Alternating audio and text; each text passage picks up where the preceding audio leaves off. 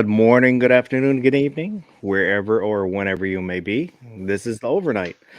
I am DM Foss, and joining me tonight is Baron. How's it going tonight? That's how it's going. Ding! Just don't stick your winky in there. I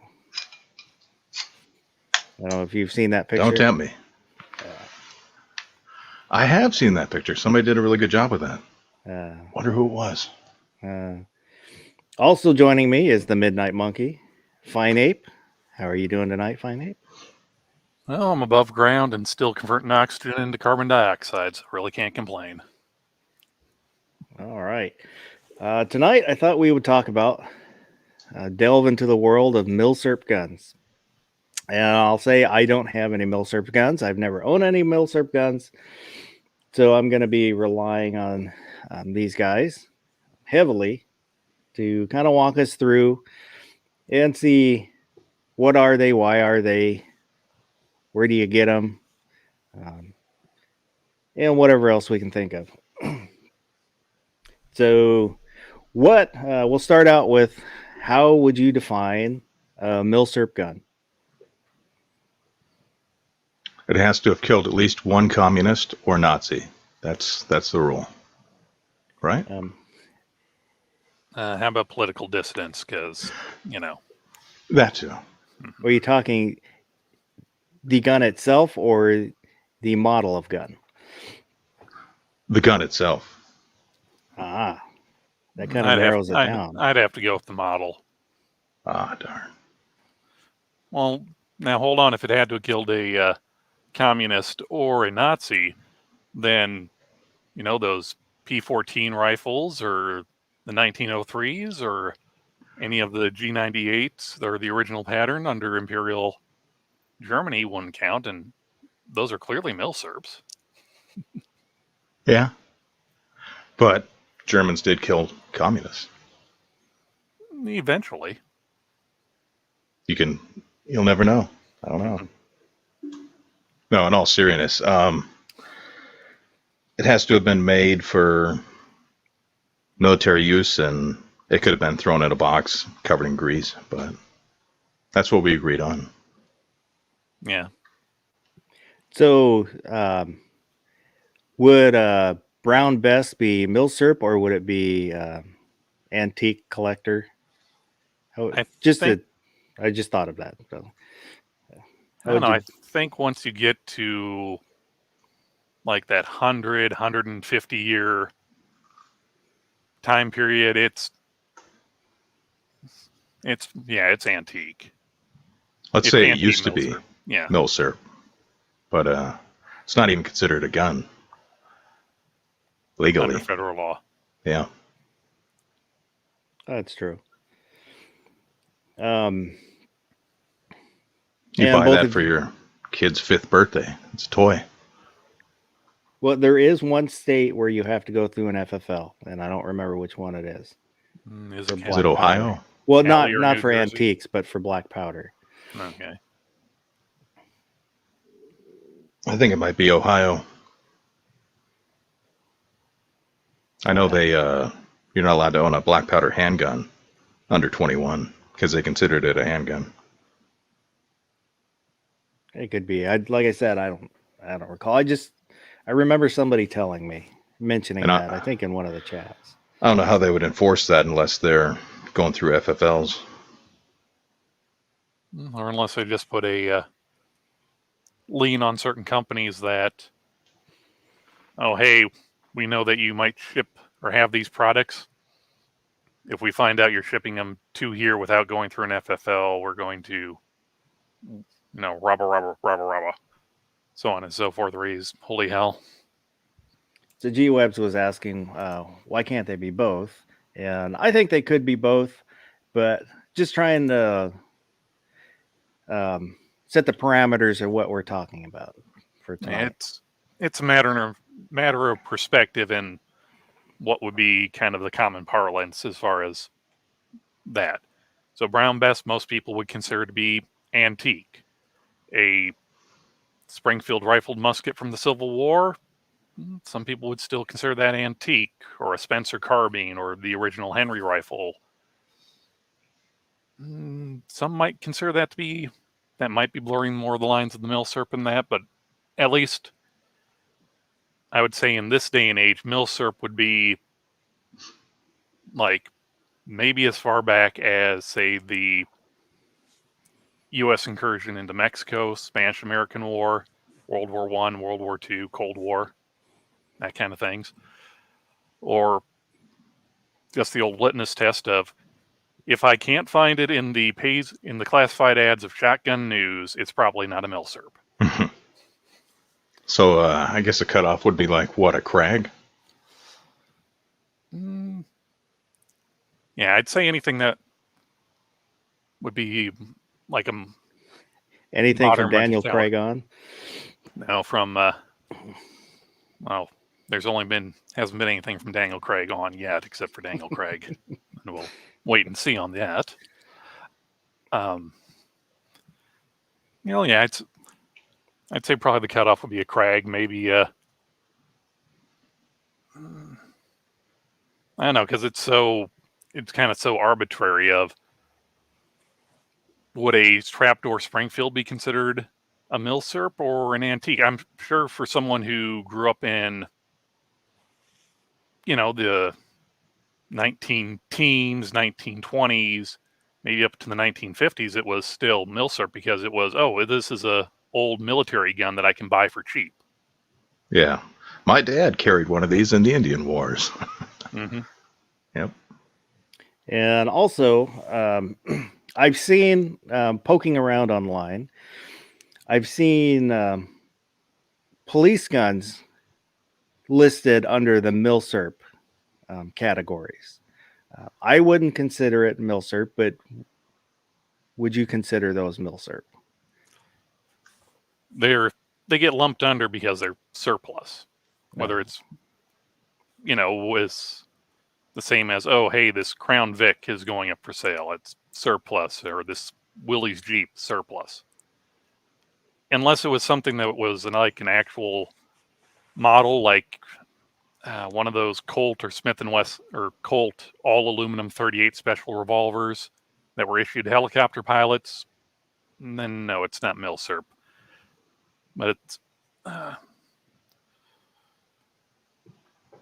but then we get into the fact of, I'll just use the Smith & Wesson Model 10 as an example. They made That's a good one, yeah. They made like 6 million of these things from like 1910, I want to say, 1915 to today. And a lot of those were foreign exports to where, during the war, hey, here you go, Great Britain. Here's a container full of Model 10s. Now they might be chambered in something a little different, like the 38-200 instead of the 38 Special or something like that. So it really gets into, as far as like, lost my train of thought, kind of narrowing down like serial numbers of, okay, this would have been in the production run, or we know that this actually, or this model that's the same model as, police were carrying here in the States actually went over, then yeah, that would be Milsurp. But, or like that block of serial numbers would be technically Milsurp, but not that whole, model line or that model variant, so to speak. So Like a M1 carbine that they made a whole shitload of receivers, but they didn't all go to the military, and then they sold it commercially.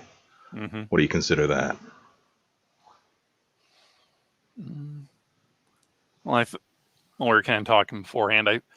If it was made, I would consider if it was made under government contract and the government had like physical possession of it. Doesn't matter whether it was, for an hour, or if it sat in a warehouse for 100 years. If it was originally government property and then sold off as surplus, regardless of whether it was a whole gun or just a bin of parts, then yeah, I'd say that's that's surplus, and it was originally intended for military use. So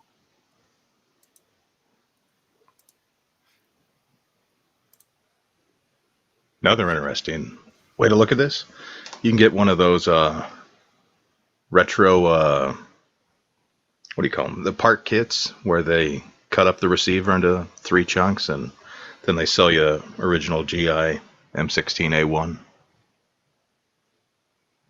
Let's say you threw that on a commercial receiver. Would that be quote unquote a Milsurp? I'd say if, just as an Like if- arbitrary number, if like more than 50% of the parts were Milsurp or that, then yes. Or if you got something to where the original receiver, I would say would count more towards it. But yeah, when you get into stuff that would be like NFA items that we can't have any new ones anymore, then yeah, it'd be like mostly Milsurp or Milsurp Light. You know, it depends on exactly how fine you want to split the hair. So, why did both of you get into Milsurp? Was it just the history of the guns, or you like the guns itself, or both, or all, or nothing? Couldn't find another gun that went ping. It's the only one I know of. It is a cool sound. Well, for me personally, it was a combination of things. I was kind of at that age where, oh, hey, Saving Private Ryan and Band of Brothers kind of came out in my early to mid-teens, and it's like, oh, that's a cool rifle. Then you start picking up a thing of like Shotgun News, or you see old magazines of, oh, hey, there's this cheap semi-automatic pistol that's from former Soviet Russia for like $200. It's cheap, and oh, hey, they've got crates of ammo for like $50.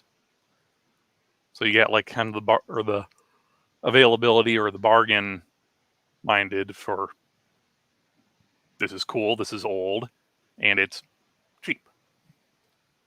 Yep. That's how it all started. You get a M1 Garand for $50. How can you pass that up? Mm-hmm. Yeah, they're not $50 anymore. And that's back when they were only like 15, 20 years old. Or you could get a P14 for, $15, or Yeah. probably still some old trapdoor Springfields for, $5 or $10, something like that. Nowadays, it's totally different. You got to really ask yourself, is a M1 Garand worth $1,500? I don't know. It's pretty expensive. Yeah, they've definitely become more of a niche item. Well, it's kind of that whole bell curve of, this is the latest and greatest. Now it's not. Now it's old stuff that nobody wants. They got pickle barrels full of them for, a dime a dozen. Then people, either like use and abuse them, or they just kind of fade away. And then later on, when people start getting older or start getting that more disposable income, maybe the kids are gone, they're like, oh, hey, I used to have something kind of like that, or I've always wanted one, but life kind of got in the way. So now they start increasing in value because they're older, or they start increasing in value because either they're rare or because the people who want it are willing to pay that extra ka-ching over what they, used to be, or what inflation would dictate they would be, just because, hey, I've got the money and it's something I've always wanted, and kids aren't going to college, so more fun for me. So I put out a poll. Do you own a Milsurp gun? Yes or no? We'll see who answers and how many answers we get. I'd So say for a lot of people, their first Milsurp is going to be like, or used to be, it'd be a Mosin. Yeah. Because you get those for $70, $80. And it plays into the whole value thing of, a Winchester Model 70 is, $200 or something like that, or more, or a Ruger rifle, which used to be cheaper. Those have actually started going up in value. is X number of dollars, or oh, yeah, like you said, for under $100 you can have a functional rifle in a adequate caliber and probably 100 and some odd rounds of ammunition. To answer Woods, he's asking, are we counting police surplus? And he must have come in after we talked about that. For this discussion, no, not unless it was used by the military and then picked up by the civilian. What if our police are acting like military? Well, we'll save that for a different chat. Okay.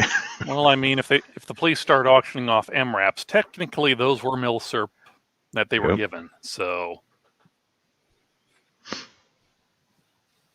but back to Mosin's. There's no way I'd pay $300 and $400 for one. no, that's that whole bell curve again. It was they were a dime a dozen. People who wanted them for the fact that they were a dime a dozen bought them, and nobody wanted them. And then they started blowing up on YouTube. Well, not literally blowing up, but the word got around on the interwebs that, oh, hey, here's an okay gun for a very decent price, and ammo is dirt cheap. So have it. So over the last, decade and a half or so, it just everything got sucked up. So economics 101, high supply or low supply, high demand, prices will rise. So if somebody's looking to get into Milsurps, where do you look? Well, gun shows are a good place to go, depending on your state. Yeah, they're starting to get a little bit more hit or miss with stuff starting to become more scarce. Otherwise, like I said, they're, spend $5 and pick up a trade or an issue of like Shotgun News or something that's got a classified, or just just look on like your local gun forums or that, or yeah, that's YouTube. Good too. Can we mention websites? Yeah, I put a link for the CMP, and we'll kind of go into that in a little bit. But so, what websites would you? You got Classic Firearms. You got J&G Sales. Atlantic. What else you got? Royal Tiger Imports. Sarco. Yeah, most of I'd say pretty much any online retailer usually will get stuff in that's Milsurp. Like when those Star Model B or those Star BMs came in. Yeah. They were everywhere. Like Grab a Gun, Bud's Gun, even some of the local or regional dealers for me that post on Gunbroker or Gunbroker, not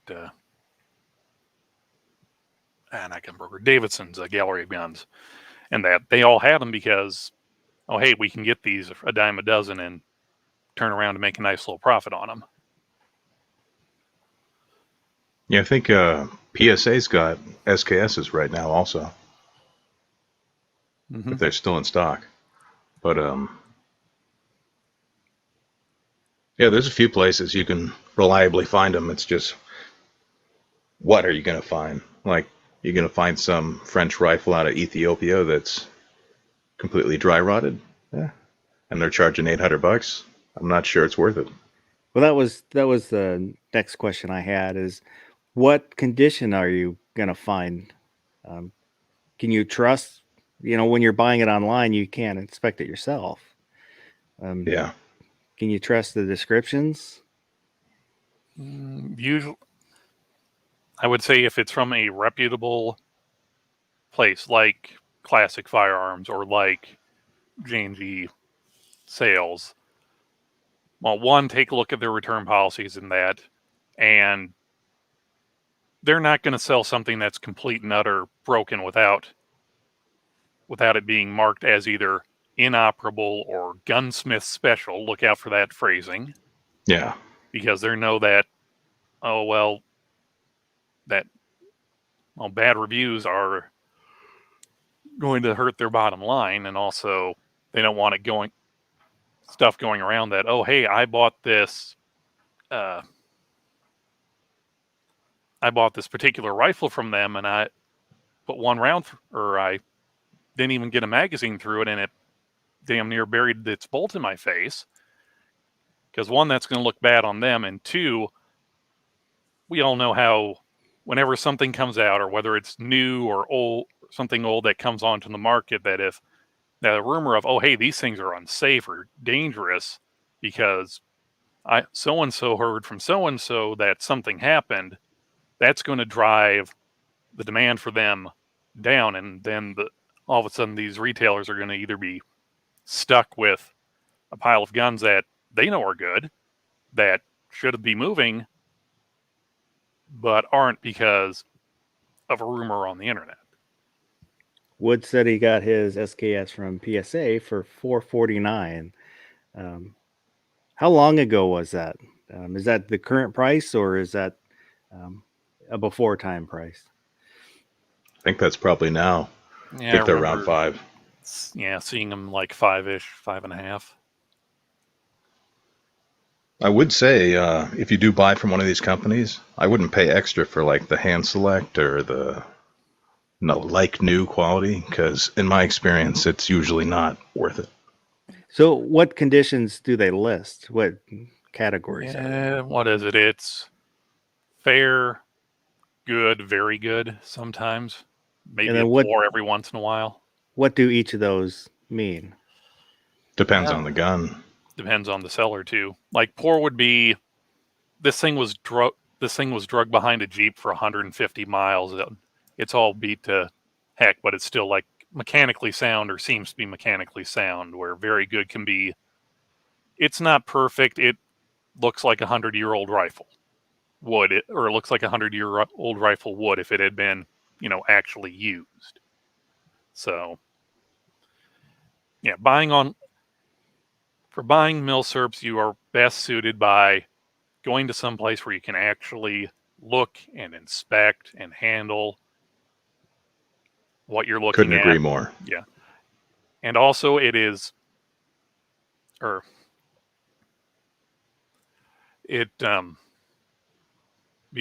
be a very wise consumer to actually educate yourself on different things. Say you're wanting to get an M1 Garand, America's big, beautiful 9.5-pound battle rifle. There are probably warehouses full of documents written about Garand, about throat erosion, about how to gauge it, about how to look at stuff to see whether or not somebody bubbled it, or whether somebody tried unbending the op rod that does need to have that little bend in it. And just to know what to look for to make sure that someone isn't trying to pull a fast one on you by saying, oh no, it's all numbers matching, or this was some whatever story. Just remember that you are buying the rifle. Don't get bought into the story about how this was Audie Murphy's M1 carbine. So with the CMP, what exactly is the CMP? I put a link to the requirements to join the CMP, but why don't you guys explain what the CMP is? Yeah, the CMP stands for Civilian Marksmanship Program, and it's a nonprofit that gets surplus guns from the U.S. military, and then they sell them to fund their program where they teach civilians how to shoot guns. And so they they used to sell like 1903s and 1917s, and they used to sell M1 carbines. Now they just sell M1 Garands, basically. But they're the main source if you want to get an M1 and don't want to pay over $1,000. So, can you briefly say, how do you join? Yeah, so one of the cool things about the CMP is they will ship the gun right to your house, right to your front door. You don't have to go to a gun shop and fill out a background check and all that jazz. But you have to apply, so you have to meet these certain eligibility requirements, and you posted them at the bottom of the description. And I can't remember them off the top of my head, but basically you have to like be active in a shooting, shooting activity, and you can have your concealed license count for that. You have to be a part of a club that collects M1 Garens. That's like $25. And then you just have to fill out the application.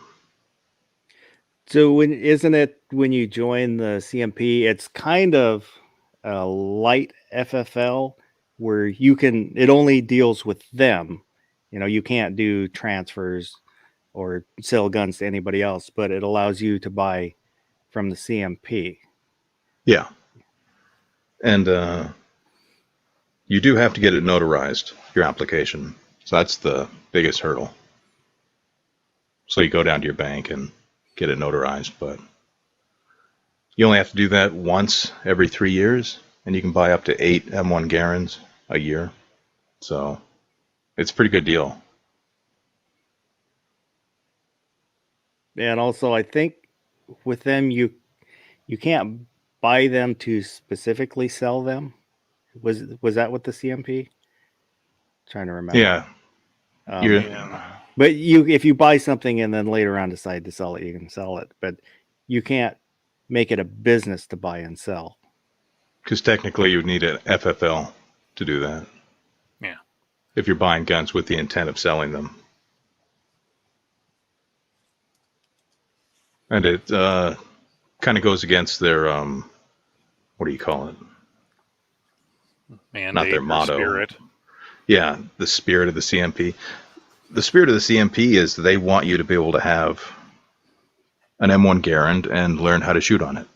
So if you're buying 24 M1 Garands in 3 years and selling them on Gunbroker for $1,500, you're a piece of shit.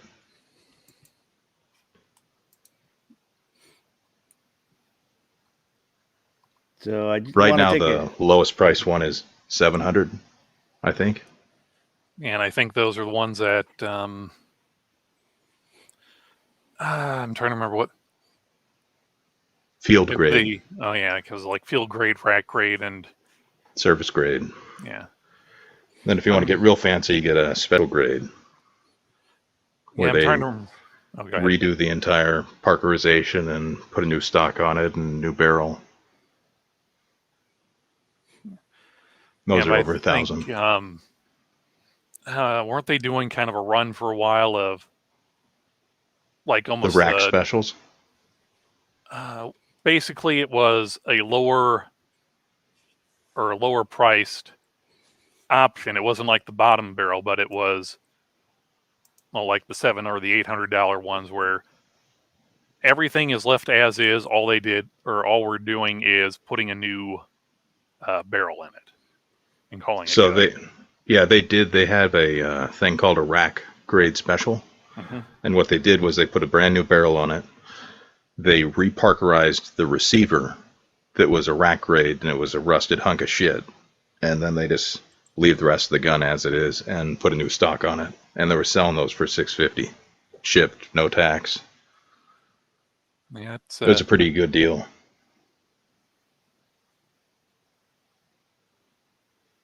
And the service grade, which is basically like their highest grade, that would be an issued gun. It's not like a collector's like never issued one. That was $750. So G Webs is asking, is now pretty much just used to kind of get around the system rather than to be shooting sport use? The CMP?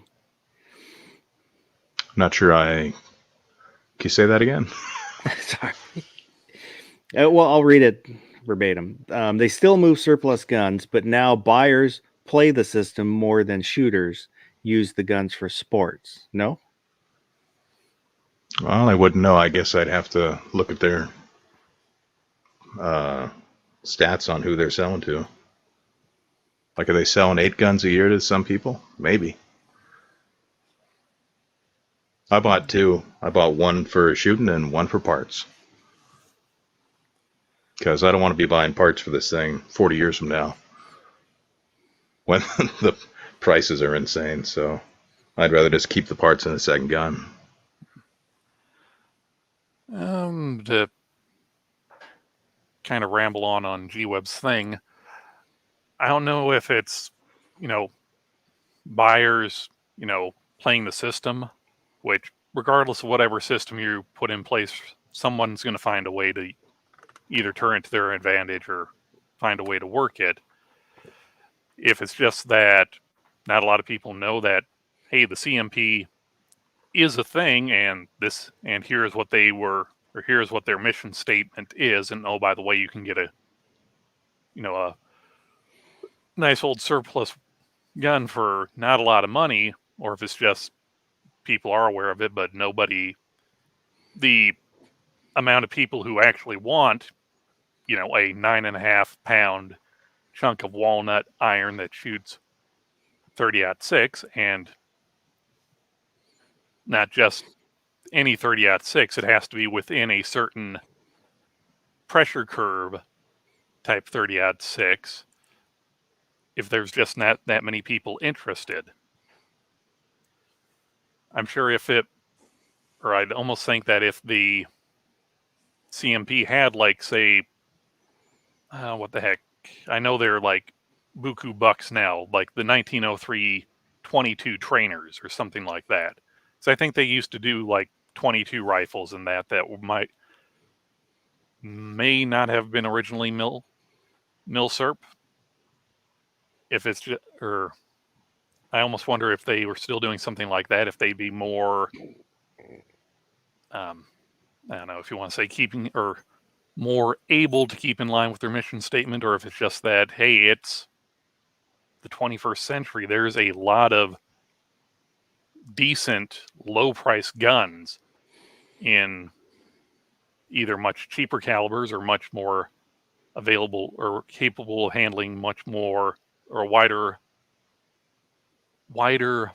array of loadings in a certain chambering for people to, learn how to shoot on. And they do still sell 22s. They're just the new ones. They're not military surplus. And they do teach kids how to shoot on those because they're running out of Milsurps to sell. That's just a fact. There's only so many M1 Garens left for the military to give them. And they're basically out of everything else. So I need to take a quick break. I brought on a sponsor, which I know I said I never do, but sometimes you got to do what you got to do. Got to pay the bills. Need to do a quick commercial for them. Open up your eyes, hey, look around you. There's a lot of world you've never seen. Welcome to our world. Welcome to our world. Welcome to the world of Pan Am. Welcome to the world of Pan Am.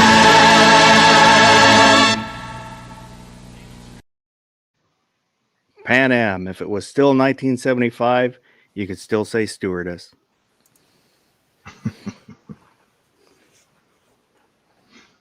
Yeah, I'm surprised that they let you buy the intellectual property rights to Pan Am for that cheeseburger.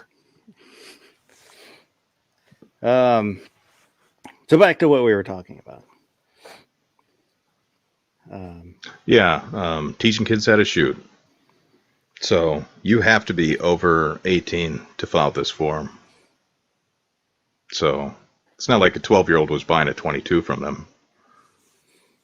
It was their dad or their uncle or something.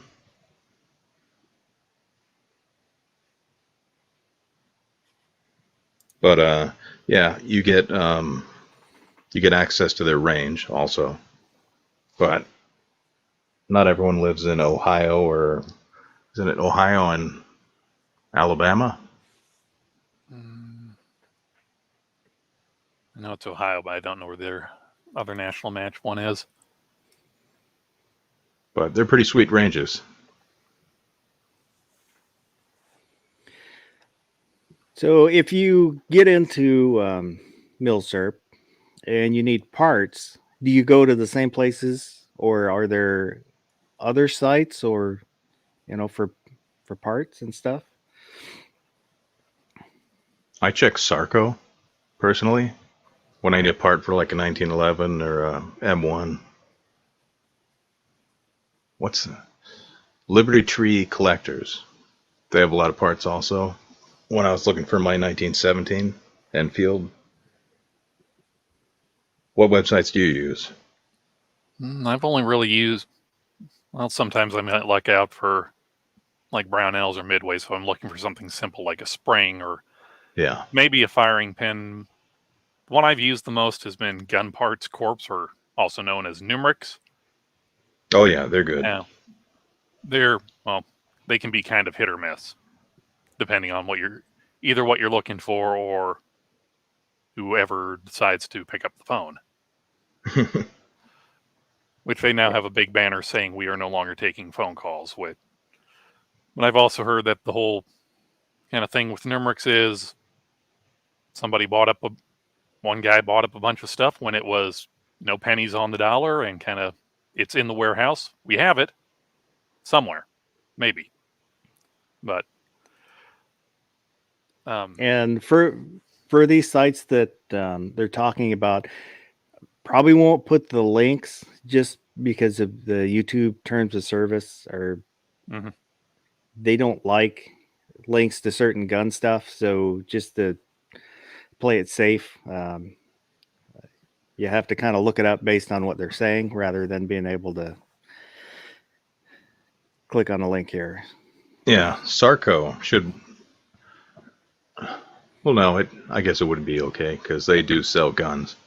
But CMP should be good because you can't buy a gun off their website. They just have their requirements in the application. You got to send it in paper form. So that should be good. That's what I was thinking. That's why that's the only one I posted. But we'll find out. But correct me if I'm wrong. We sort of covered the CMP at an earlier show. We did. And I don't think that one got taken down. So we should be good. So what else should somebody know if they're thinking about getting into Milsurps? Get ready to pay a shitload of money for ammo. Well, that's for anything for over the last 2 years. Yeah. I would say, one, temper your expectations for whatever you're going to get. If you see something you like and you kind of build it up of, ooh, this thing is like uber cool. I saw it in insert media here type of deal, or that, just kind of temper your expectations that it might not be the best thing ever, and also realize you are getting a gun that has been used, maybe abused, and maybe it's just stuck within a block of Cosmoline.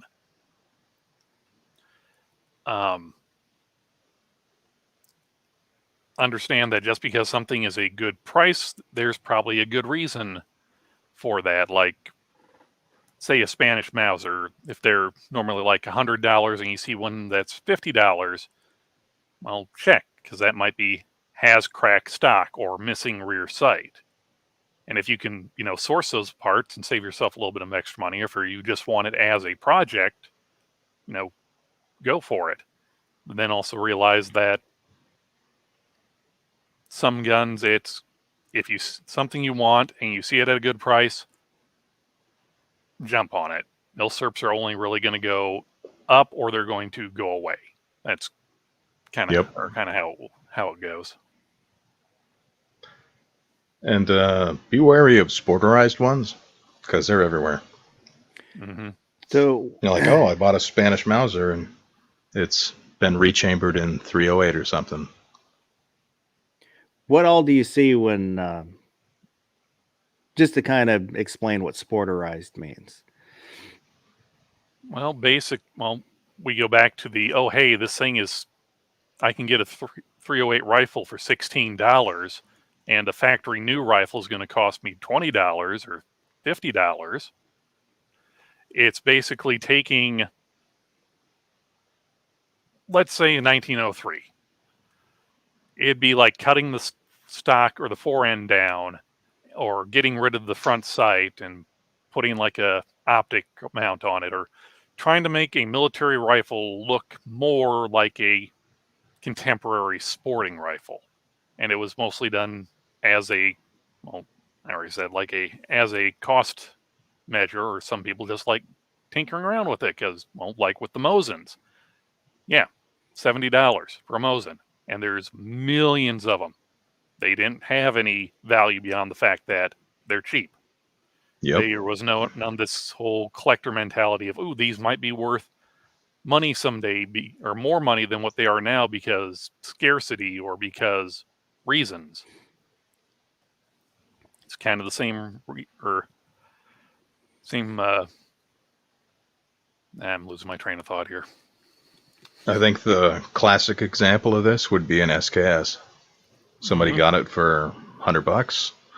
They threw like a folding stock on it, took the mag plate off and put detachable mags on it, and took the rear side off, put a rail on it, threw a red dot on it, that type of thing. You'd also call it a Bubba gun.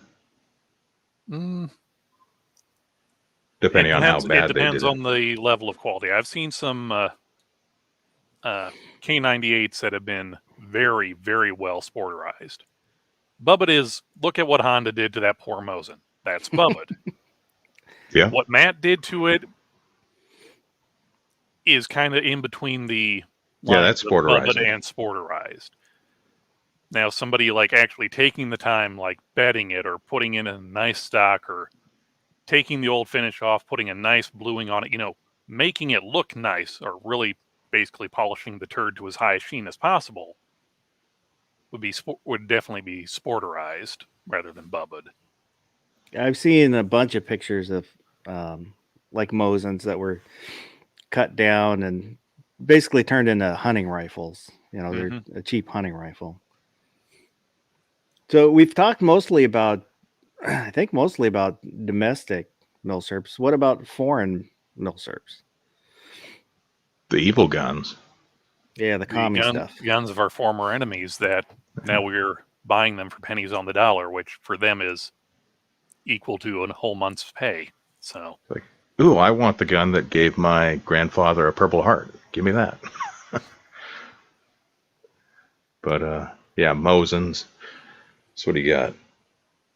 There's a big market for German guns. Everyone's fascinated with, you want to get the Nazi Mauser for some reason. I don't get it. Well, everybody wants a Luger, and those have really gone from, you can't give these away to, this is like $100 pistol, to now they're like $500, $600, or $1,000. Yeah, it used to be, those were like what your great-grandfather or grandfather brought back, and he couldn't find ammo for it, so he just threw it in his sock drawer. Mm-hmm. And somebody found it when he died, and they're selling it on Gunbroker for $3,000. So those are not, there's no affordable way to get into that market. Most of those guns. Yeah. And what about the stuff that's called DMilt, where they cut up the receiver into a bunch of little parts? Why do they do that? And I know there's people that put them back together, and it seems like that would take a lot of time and knowledge. Well, as for cutting it up, it's basically for importation purposes, or like there's two reasons. Or to it was either a machine gun, yeah, and it's past the registration period, or they're importing it from a place where they're not allowed to import, Yeah, and as like far as Russia. why people would do it, it goes back to the whole, supply and demand. Time was that, oh, hey, a AK parts kit from Russia or from Poland or that was a couple $100, and all I really needed, and all you need would be the sheet metal blank for the receiver, and you could put together an AK cheaper than what you could buy a newly imported one from or for. But then those started drying up, and import laws changed a bit to where, well, no, you can't have the barrels anymore with them. It's got to be a new barrel if it's going to be imported, or this, that, or some other things, to where the price, to where it really became a wash or more expensive to do that than just buying one new. And some people still do it because, oh, hey, this is the rare new thing, and this is the only way I can get this without paying a lot of money because it was originally a machine gun, or just because it's a unicorn rare thing. G-Web's brought up a good point. The 1968 Gun Control Act, for importation, you had to meet a list of requirements. One of them had to be for sporting use. So a lot of these AKs that they were bringing in, they had to modify them, and they had to make them look sporting and not like an AK. So you could buy one, but you'd have to basically redo all the furniture, and like you might not get your bayonet lug or that type of thing. So if you bought a sport parts kit, you'd get all the original furniture and all the cool features. So that was part of the reason. Yeah, it'd be like the like the Sega rifles, or that, where they'd have a traditional look, basically look like someone took a Mossberg 500 wood forend and stuck it on the front, and then the thumb hole stocks and stuff like that. Yeah, and I think people just didn't buy them because they were so damn ugly. Well, but they were an AK, yeah, and they weren't cut up, so they weren't riveted in your garage. They were of better quality, but people wanted the one that looked like an AK. So what is Cosmoline exactly? When you hear people talk about imported Milsurps, you always hear Cosmoline and people complaining about Cosmoline. It's a huge pain in the ass. That's what it is. What is it? How do you deal with it? Well, it is a thick, viscous earwax-like substance that runs the color gamut from a toasty brown to blacker than the pits of hell, and it's basically just a very heavy grease and preservative. We'll go use the example of the Russian Milsurps.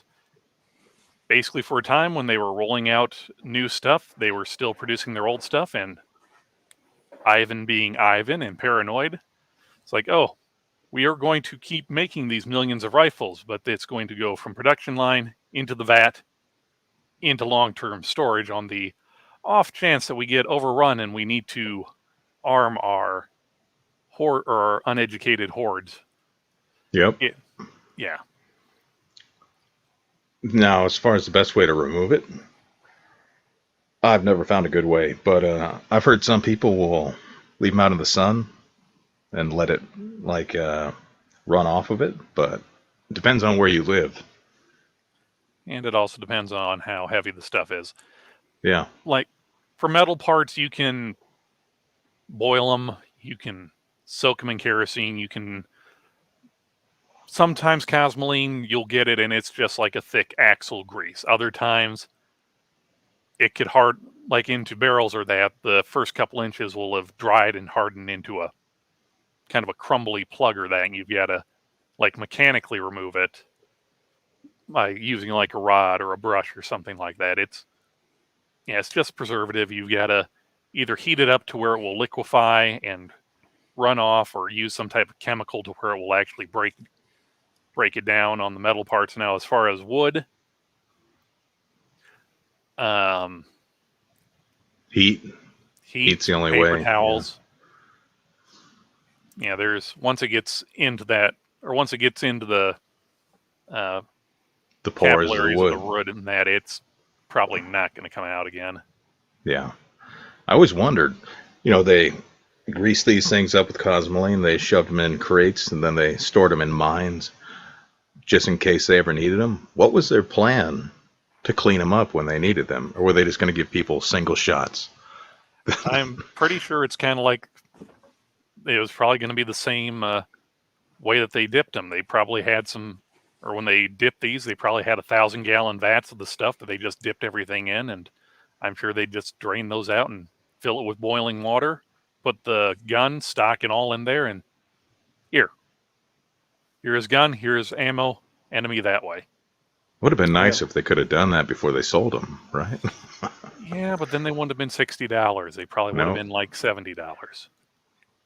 Ohio Wolverine said he wrapped his in paper towels and a black trash bag and a hot car, let it sweat off basically, and just wiped it off and was good to go the next day.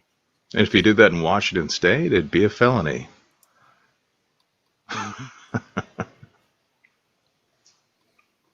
But yeah, I guess if you want to do it the easy way, you take it to a gunsmith and you say, "Hey, clean this.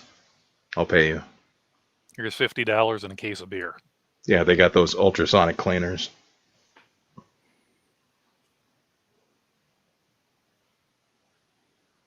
G-Webs is saying it was originally an ointment used for cosmetic and medical purposes. Yeah, you got to remember, to promote hair growth. People in the 1900s were also thinking that drinking radium would promote your love life. It gives you a natural glow. Mm-hmm. I was reading a book on smallpox. They used to give you mercury and oatmeal as treatment. It's like, wow. Shit that they used to give us. Still do, probably. We just don't know it yet.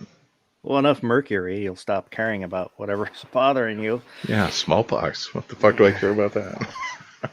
Yeah, your skin just goes pale and you go insane. It'll be fine. Yeah. Yeah, you start having tea parties with rabbits.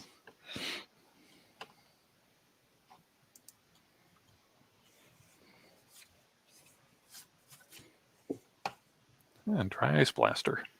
Never heard of that. Didn't know that was a thing. So, are they crushing up the dry ice to where it's acting like a soft abrasive, kind of like baking, or kind of like Arm & Hammer or that? Or or is it the cold or the CO2 gas that's actually removing it?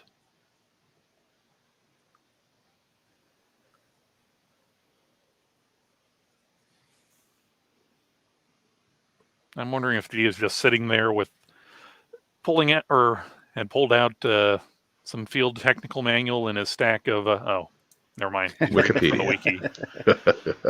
Gee, I was going to give you credit here. I thought you'd had it all memorized.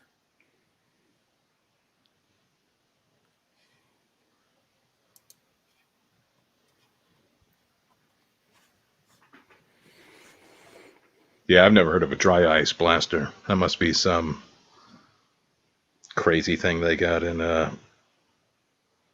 don't know. I got no idea how that would work. Yeah, you got to do it quickly or be in a really cold room. Oh, geez. The history was all new to him, so we all learned something new today, which means something old probably left our brains. And we'll never know what it was.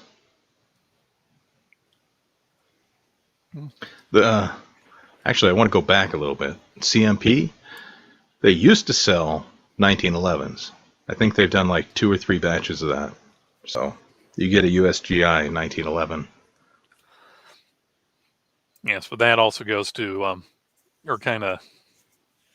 goes into what G was saying about them more catering to the collectors. Because if I recall, this last batch that came in was like stuff that we'd shipped over to Korea back in the 60s or that. They were still in their, blow molded plastic shipping containers and that. And I think the CMP was asking like $1,000, grand plus for these guns that were definitely rode hard and put away wet. So.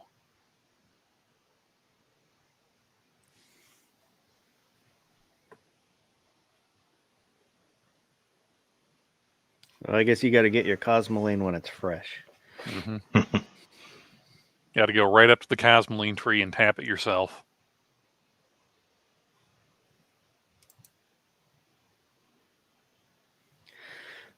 So is there anything else that we should cover with the Milsurps, or is that cover most of it?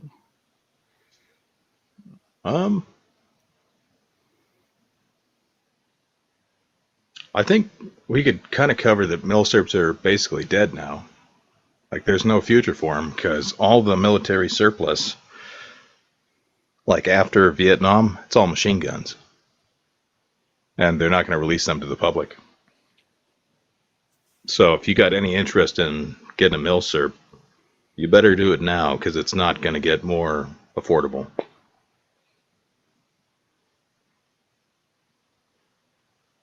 And there might be a slight, and I do emphasize the phrase or the word slight, drop in the value of them as, people who were in their teens, like during the 50s or 60s, start, basically dying off, and interest in the heavy iron, wood, and steel guns kind of start to fade a bit. But then there'll also be the scarcity of you don't see these around too often, or I could kind of see certain firearms that we consider to be Milsurps nowadays. It might turn into something kind of like with how transferable machine guns are now, to where there's only so many and the prices go up because of it. But I don't know. Yeah, I wouldn't buy them as an investment. Only buy them if you want them for the history and to have a cool gun. Yeah, buy it because you like it. Yeah, because otherwise you're just gambling. Like, if you're going to buy a Mosin for $400, I'm not sure anyone's going to be buying that off you in the future. Nope, because people aren't buying them right now for $3-ish. Yep. So I went ahead and ended the poll. Do you own a Milsurp gun? And 71% said yes. 28% said no. So it's 5-2 out of 7 votes ish. It's never too late. Mm-hmm. Actually, I just said the opposite. There will be a time where it is too late. It's almost too late. Panic. For Milsurps, at least. For like police trade-ins and stuff like that. I'm sure there'll still be some around. Surplus guns, yeah. The Milsurps are the question. But the ones that are U.S., so they're not importing them, those will be around for a long time. Yeah, they'll kind of stay. Barring any unforeseen legal or governmental regulation or regulatory fuckery, if I may use that word, those will probably keep swimming around for probably a century to come yet. Yep. Yeah, I think in the future we'll have to do a show maybe on like police trade-ins. Yeah, you can get some really good deals on some guns doing that. And it's usually at your local gun store. So you got to go check it out, talk to the gun store owner, and get put on a list. Say, hey, if you ever get anything good, give me a call. And you just keep bringing these guys donuts every once in a while. Or just say, hey, you ever get anything odd or different in, let me know.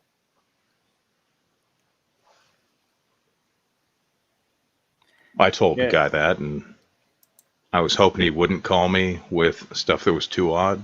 He'd only call me with the weirdest shit. I'm like, yeah, I don't want that. That's the weirdest gun I've ever heard of. It's like a Wildcat cartridge, and he's going to give me the stuff to cast my own bullets and form my own cases. I'm like, yeah, I don't want to do that. Well, we'll ask, what is your favorite Milsurp gun, rifle or pistol or other? Is this for the audience or for us? For anybody who wants to answer. Well, Ape, why don't you go first? It, no contest. It's my M1 Grand. And I might be a little biased to that, especially since it was the first gun I ever bought. So, no, it's just this wonderful, heavy piece of wood and iron that was manufactured in a time before CNC equipment, before, even some of the rudimentary mechanical duplicating equipment was. It's just such an awesome piece of engineering. Well, I gotta say the same thing. M1 Garand. It's my favorite gun I got. It's the hardest I worked to get a gun. I had to get my CNR license and do all the CMP mumbo jumbo because we're in Washington and that's considered an assault weapon here. So, which is odd because it doesn't fit the definition in several other states. Exactly. Because Washington, they consider anything semi-automatic an assault weapon. Yes, my Marlin 60 was an assault rifle. Yeah, and it's a tube fit.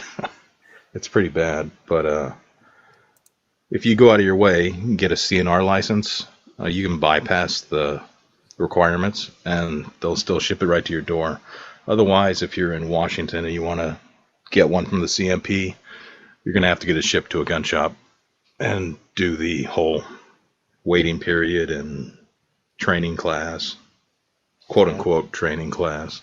Colostomy Bag says his is M44 or M1. Ohio Wolverine says the... Oop, just jumped. Number 1 Mark III rifle. SMLE. Woods is going Yugo M57. Oh, sorry. Fine Ape is going... No, in there. Yeah, Woods asked if anyone had any Milsurp pistols, and I just put that in there. I gotcha. Not owning any, not having any experience with any. The one I would want is honestly M14. I know they're not supposed to be the greatest of rifles, but it's... As a kid, I was alive during Vietnam, and so it's kind of the crossover Korea into Vietnam, and that style, the look of that one is what I grew up liking. Yeah, they're cool guns. Yeah, they're very nice. The problem is they're machine guns. Yeah. So then you're stuck getting a M1A from Springfield, quote-unquote, Armory. Oops. Or from Fulton Armory, spending twice as much more, but getting a much better, I don't know if you want to say, but you're getting a forged receiver over a cast receiver and stuff like Higher that. quality. Yeah. Yeah. And then there's another one that does like some boutique, like as close to mil spec as they can get without the giggle switch. But I probably will never have one. But... If they were cheaper, I'd want one.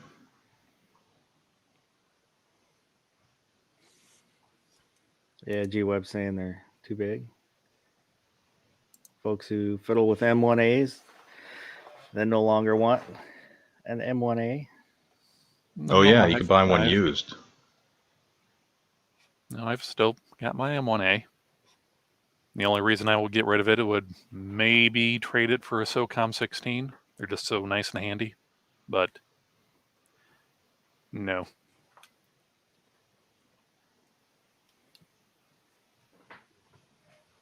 Actually did the math.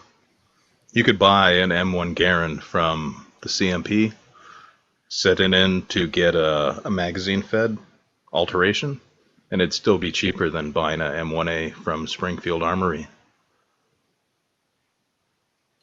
Then you'd have the forged receiver, and it would have been technically a GI Milsurp. So you could always go with that option too. Mm-hmm. Of course, it'll take a while because you're going to be waiting in line. It's Well, like 14 weeks for the CMP right now. They're Ohio totally Wolverine, hammered with orders. Ohio Wolverine is asking, did Rockola make the M14s or was it the M1 carbines? It was the M1 carbines. Sarco's got them for $300. You can buy a stripped receiver.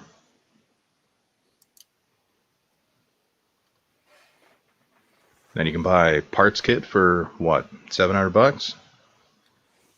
You could have a almost mint Rockola M1 for $1,000.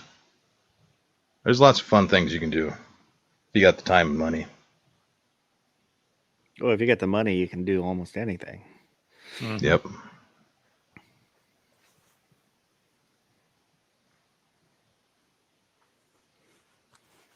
And he says, thank you. Welcome.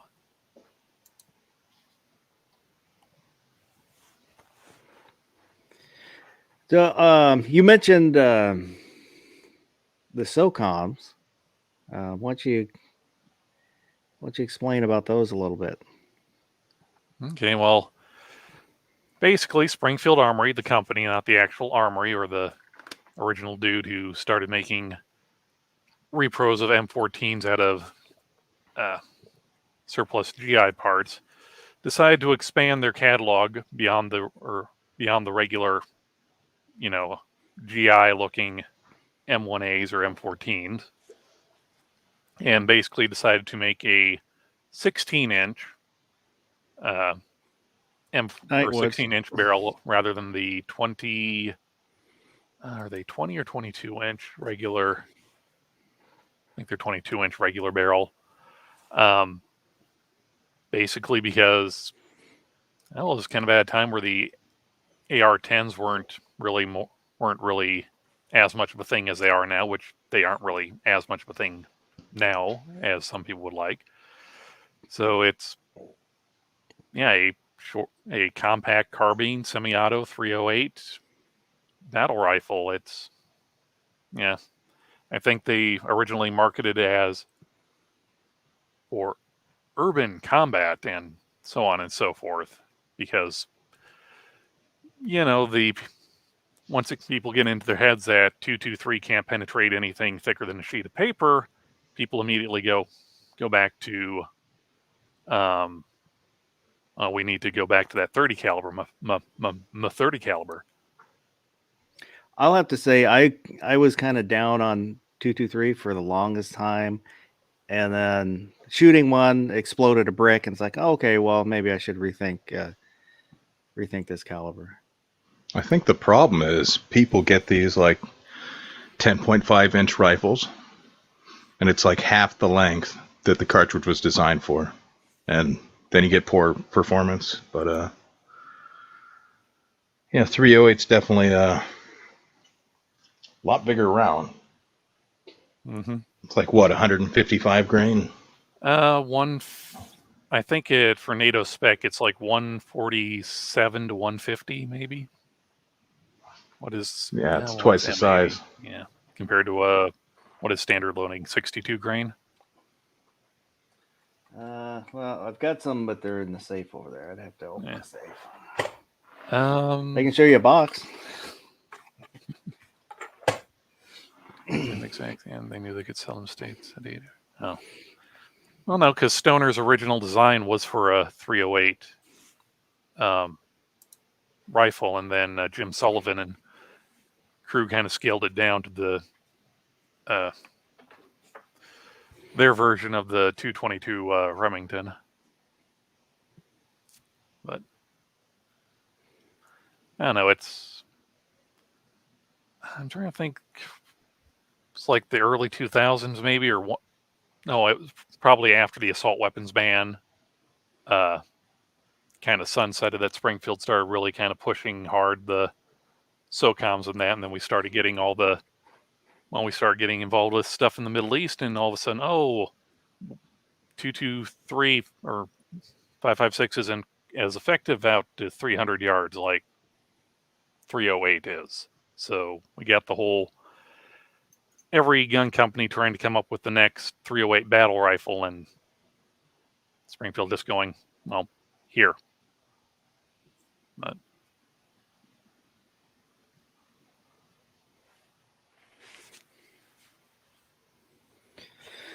Is there anything else you guys want to cover? I think I'm kind of out of everything I got on it, unless we switch topics. Like if we just went over to surplus, but Milsurps, I'm pretty much all dried up. mm-hmm. I mean, we could talk about Royal Tiger Imports. They're getting all those guns from Ethiopia. Like, is that a good deal? Because they're selling them for the prices of stuff that didn't stay in Ethiopia for 80 years. So what are they selling? A little bit of Basically everything. everything. Yeah, because Ethiopia was kind of they're how would I phrase this? Basically, like we would surplus stuff off, and they might be bought up by, say, Mexico or Cuba back when we were still friendly with Cuba, and then Cuba would get some other stuff, and they'd sell it off to somebody else, and then somebody else would sell it to Ethiopia. Ethiopia just kind of seemed to be this giant magnet for rifle or Milsurp rifles for generations. Yeah, they got a bunch of Enfields and M1 carbines and guns I've never heard of, Mausers. Even some like of the early black powder cartridge, like French Gras and stuff like that. Yeah, they got some cool stuff. It's just a question of what quality is that stuff in. Yeah. It's really nice to be able to go see the gun you're buying. That's why I wouldn't pay for the hand pick or the super nice quality. I don't trust the guys picking that. That's just me.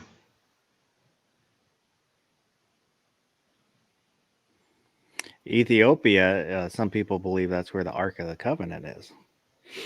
I thought that was a fact. What are you talking about? Oh, yeah, they've got that little shrine or whatever built up there. Yeah, and all the guys that guard it go blind or something. They go blind, or are they made blind? Yeah. There's some guy behind that curtain with a sharp stick. No looking. Hey. Yeah.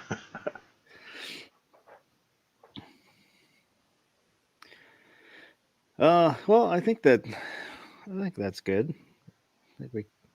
If somebody was interested in it, and hopefully that's enough information for them to either get into it or decide they don't want to get into it. And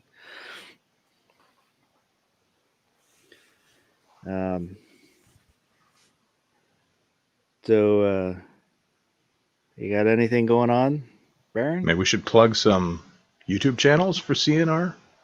Like you got CN Arsenal, you got Forgotten Weapons. What else you got? Check those out. Mark Novak. Oh, yeah. Bloke on the Range. I can't support him. He hates 1911s.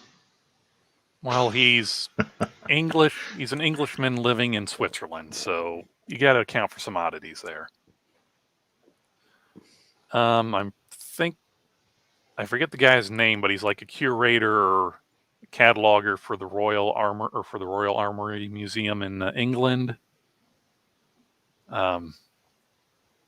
Yeah, honestly, just go to Forgotten Weapons, look at the channels he supports, and you'll be able to find something. Jeep asked a question: having one that came from a factory to warehouse, from a factory to a warehouse to a ship to a gun shop is more or less valuable than one that went to a battlefield or war zone. I mean, depends on what you want it for. Yeah, that's the whole you're buying the story, not the item. Like, do you want one that's in the condition that it would have been issued in, or do you want one that got issued? Because if you're getting one that got issued, it's going to have dings. To me personally, it would be worth more to me. I don't know if I would buy it, but to me it would have a higher value if that story, that history to it. But that's me personally. Yeah. And the collectors want the one that was never issued because there's not very many of those. So it's worth money to them. Mm-hmm. They want it all nice and pristine, matching serial numbers, never went back to the armory and had parts taken off and replaced with stuff that was thrown in a bin or anything like that. So it's in the eye of the beholder. If you're buying it because, ooh, this gun has a body count on it, or I can trace this gun to North Africa because great grandfather Pedro was in North Africa and he carried a gun similar to this. So that is something. Matching numbers. That is worth more, in my opinion. I would pay for that. I think Colostomy Bag is using voice to text because he asked what would be a good meal served that y'all are looking at that isn't overpriced. I believe he means Milsurp. Oh, well, I was going to say the Fiesta Scrambler platter at our local cafe, but I would have said an SKS, but with the ammo situation, people debate what's actually going to happen, but it's kind of up in the air right now. So I wouldn't buy a gun you're not going to be able to feed the ammo you wanted to. But I'd get an M1 Garand from the CMP for $700, and I'd do it right now. That's what I would do. I'm going to say, I'm too tired to type. Trying to remember what they are. They're the Stava, like little 32 auto, and some of them might be Milsurp, some might be stuff that the Stava is still producing for consumer market. I've seen those for about like $200 or something like that. I really haven't been looking too closely into Milsurp, mostly because M1 carbines are what M1 carbines are for the time being. So, nice thing about an M1 Garand, you don't have to buy magazines. You just buy clips. They're like $1 a piece. Those are actually starting to go up too. Well, like even if they're $2 each, you spend $100, you get 50 clips. Mm-hmm. And you don't have to worry about getting some magazine from Yugoslavia, and they only made one for the gun that you got, and there's no extra. So there's that. I will say with the end block clips that they're simpler to make and there should be less to screw up, but they can still be screwed up if you get something that somebody made a limited run of in the 70s and it's not tempered right or doesn't hold the rounds right. So yeah, I'd buy them from the CMP or from a website called Ammo Garand. They're good too. Or once again, do the research and know, or kind of get a feeling and know what markings on the back of the clips from what era or who made them and so on and so forth. Yep. And I mean, if you're really interested in this type of stuff and you're looking into buying an M1 and you don't want to make a mistake, you can buy an M1 book for $80, and it'll save you money when you're not having to buy parts to replace the gun, parts that you got that you don't like. So, by an odd coincidence, I actually happen to have two M1 books sitting right here on my desk. M1 Garand Owner's Guide by Scott A. Duff. We'll give you a nice little rundown on everything, especially tools and even some of the tolerances for checking to make sure that this is still in service or still worth. And then the other one is just the good old technical manual for the M1 Garand and its various variants. I don't know why I said that. Variants have been going around. It's probably stuck in your head. Mm-hmm. So is matching numbers important to you guys, or Depends on what. Like, And the I'm looking price. for bolt, barrel, and receiver. Those are the main ones. But I don't care if the stock matches or any of that stuff. Yeah. It's, for me, for any gun, I'm looking for something that I can shoot. It's not something that I'm worried about putting a ding in or breaking because it's a 100-year-old spring or something like that. So, Yeah. And the main reason for wanting matching numbers for the bolt and barrel and receiver is back when they're making these guns that were basically hand fit. It's just a guarantee, or about as good to a guarantee as you can get, that it's head spaced right and everything matches up. so G-Web says money spent on Milsurps is better spent than on a CZ or a Canadian. But I do have to give a warning. If you're sending an application to the CMP, it's not going to be numbers matching. But they do head space everything and make sure everything works. yeah, So, they'll run the no, professionally the done. no-go, the go, and the field gauge through it and make sure that it's not going to give you potentially lethal issues. So it'll be a mutt, but it'll be the best mutt you can get. Well, it's kind of fitting for America. Yep. We are the world's mutt.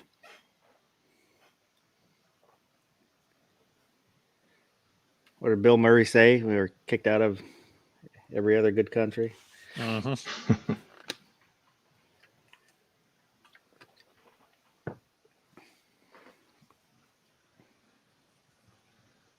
So, Ape,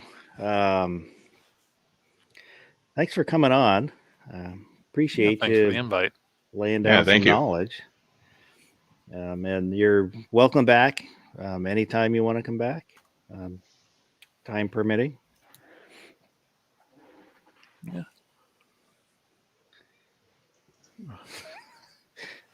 Okay. Yeah, sorry. I saw something shiny and I kind of got distracted. Yeah. That's all right. Yeah, it's good having you on. Yeah. I made the mistake of watching one video on the Ford Lightning and stuff keeps popping up for it. Yeah, I did that with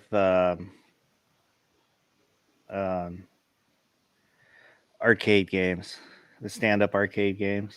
Mm-hmm. I was looking at that. So that's what I get on Instagram and YouTube now, or arcade games. You know how to fix that? As soon as they give you an ad that isn't that, click on it. And don't click on any of the ones that you don't want. And it'll reteach the algorithm that you don't want those.